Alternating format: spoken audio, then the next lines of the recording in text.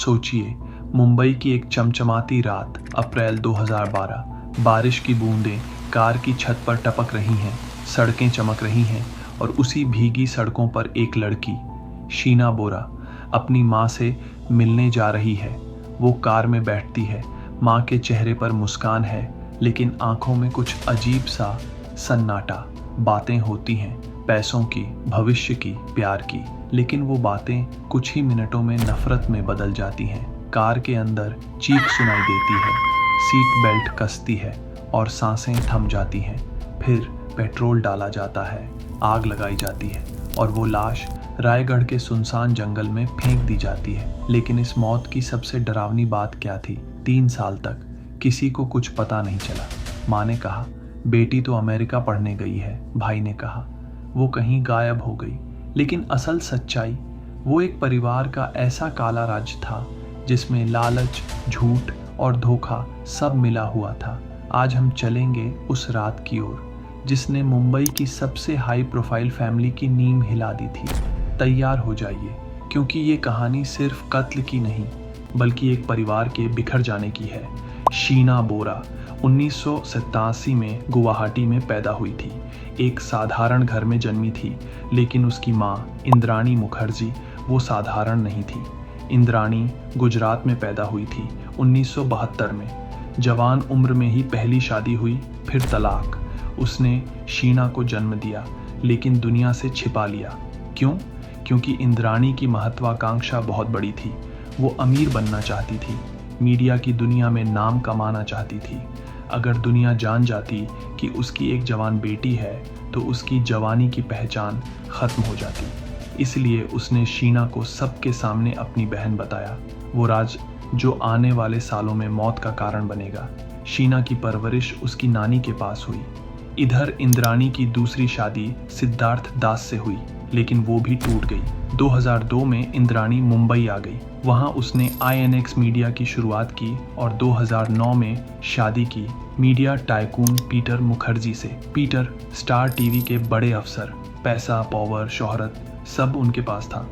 मुंबई के पॉश इलाके में बड़ा घर, आलीशान जिंदगी। इंद्राणी अब वही बन गई थी जो वो चाहती थी, एक ग्लैमरस, इन्फ्लुएंशियल और ताकतवर महिला।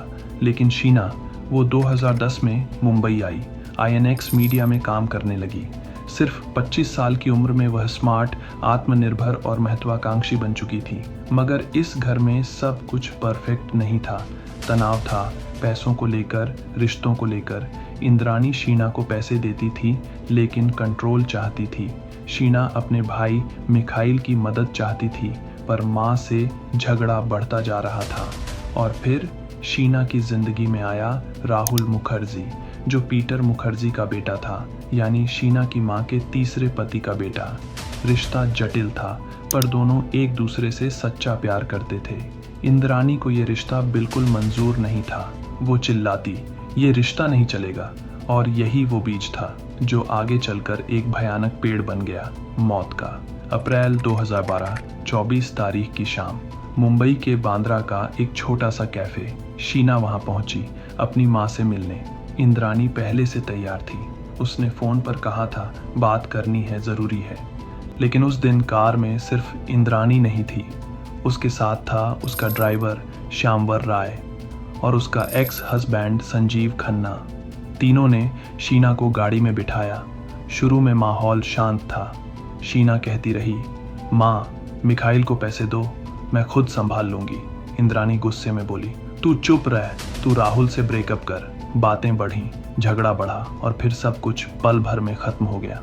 कार के अंदर से आवाज़ आई, सीट बेल्ट कसने की, किसी की सांसें रुकने की। शीना छटपटाई, लेकिन तीनों ने दबा लिया। कुछ मिनटों बाद सब शांत। कार आगे बढ़ी रायगढ़ के सुनसान जंगल की ओर। वहाँ पेट्रोल डाला गया, आग लगाई गई। शरीर आधा जल चुका था। उसे सूटकेस में बंद किया गया और फेंक दिया गया। सोचिए, अपनी ही बेटी को इस तरह मार दिया गया।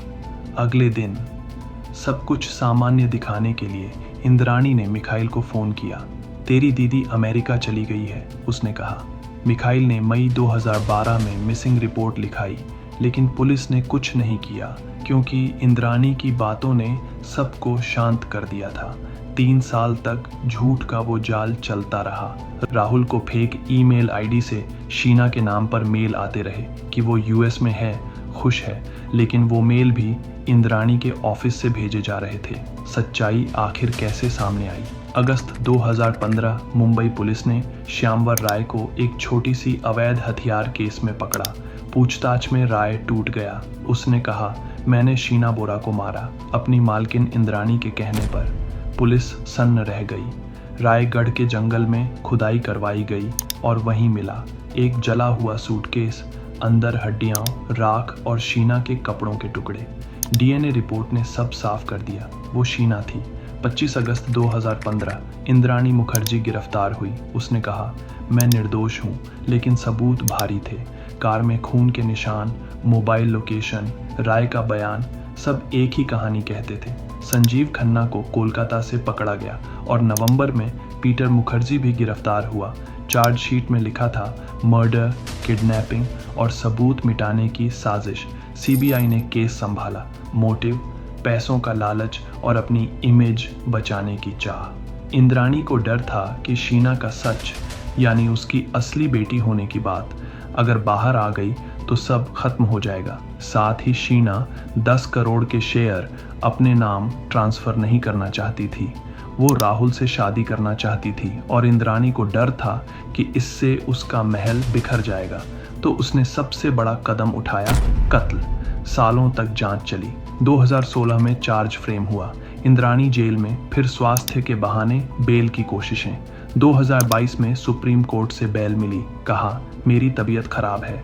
फिर पीटर मुखर्जी को भी बेल मिली। 2024 में नेटफ्लिक्स पर आई the Indrani Mukerjea story buried truth, जहां इंद्राणी ने फिर कहा, मैं निर्दोष हूं, साजिश की शिकार। लेकिन 2025 में कोर्ट में फिर एक नया मोड़ आया।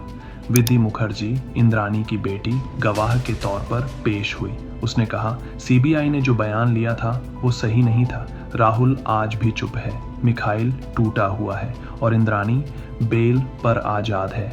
आज अक्टूबर 2025, केस अभी भी कोर्ट में है, लेकिन शीना बोरा, वो अब सिर्फ एक नाम नहीं बल्कि एक सवाल है। क्या एक माँ अपने राज को बचाने के लिए अपनी ही बेटी की जान ले सकती है? सोचिए, माँ का प्यार जब जहर बन जाए तो इंसानियत भी डर जाती है, क्योंकि जब रिश्ता खून का होता है तो खून बहने पर आवाज़ सबसे ज़्यादा गूंजती है।